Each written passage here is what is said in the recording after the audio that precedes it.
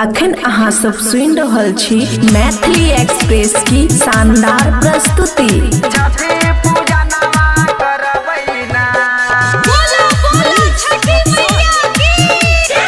खुशी recording studio बलुआहा। ऐसैया दौरा ले छठी पूजा नवा करबैना।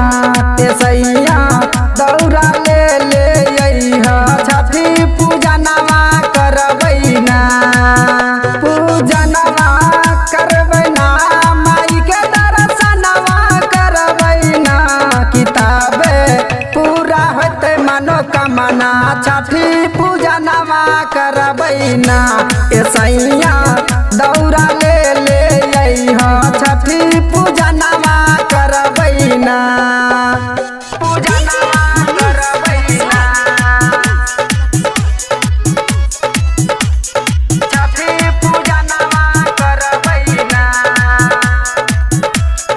खुशी रिकॉर्डिंग स्टूडियो बलुआहा। ऐसैया सासु दछ गाना जानवा माई से मंगबै हमें ललनमा। ऐसैया मंगबै हमें ललनमा। मंगबै हमें ललनमा। ऐसैया सासु दछ गाना जानवा माई से मंगबै हमें ललनमा। ऐसैया मंगबै हमें ललनमा। यही से तरसै छै मनवा छठी पूजा नवा करबैना।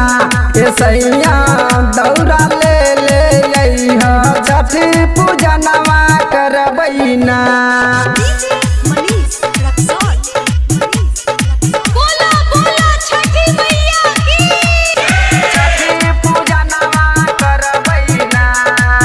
खुशी रिकॉर्डिंग स्टूडियो बलुआहा। राइटर अमित संग अइहा जाके छठी घाट सजइहा।